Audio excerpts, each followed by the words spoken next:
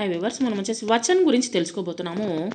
వచన్ కిసే कहते हैं, వచనం అని దేన్ని అంటారు? వచన్ కో భేదోం కో సోదాహరణ సమజియే. మనం వచ్చేసి ఇక్కడ మనకు చెప్తూ ఉన్నారు వచన్ అంటే ఏమిటి.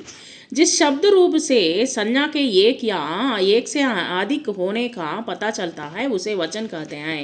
ఇప్పుడు వచ్చేసి ఒక వస్తువు కావచ్చు, రూపం కావచ్చు, ఇక్కడ వచ్చేసి జంతువు కావచ్చు, లేదా ఏదైనా సరే వచ్చేసి మనకు ఒకదానికంటే ఎక్కువగా ఉన్నటువంటి వస్తువులను గురించి కానీ లేదా ఒకదాని గురించి కానీ తెలియజేస్తాను ఏమంటాము అంటే వచనము అంటాము. వచన్కే భేద్, వచన్ కా భేద్, వచనములో రెండు రకాలైనటువంటి రకాలు ఉన్నాయి. ఒకటి వచ్చేసి ఏకవచనము.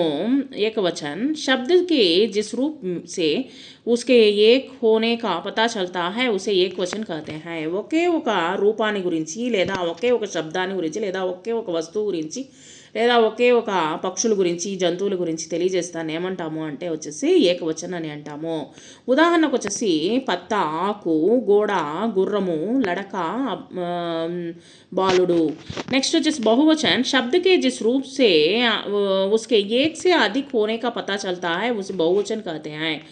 ఒక రూపం కావచ్చు, ఒకదానికంటే ఎక్కువగా వాటి గురించి ఎక్కువ దాన్ని అంటే ఒకటి లేదా అంతకు ఎక్కువగా చెప్పేటటువంటి దాన్ని ఏమంటాము అంటే బహువచనము అంటాము. ఉదాహరణకు వచ్చేసి పత్తే, పత్తాకు వచ్చేసి బహువచనము పత్తే అంటే ఆకులు, గోడే అంటే గుర్రాలు, లడకే అంటే బాలురు. సో ఈ విధంగా వచ్చేసి మనము వచనాలని గురించి మనము తెలుసుకున్నాము.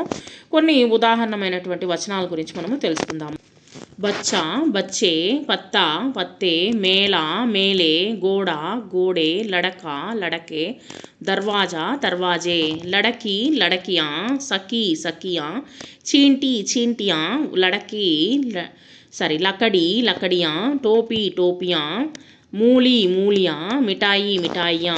नेक्स्ट వచ్చేసి पुस्तक, पुस्तकें, रात, रातें, बात, बातें, तलवार, तलवारें, सड़क, सड़कें, किताब, किताबें, गुड़िया, गुड़ियाँ, बुढ़िया, बुढ़ियाँ, चूहिया, चूहियाँ, चिड़िया, चिड़ियाँ, लुटिया, लुटियाँ, पुड़िया, पुड़ियाँ.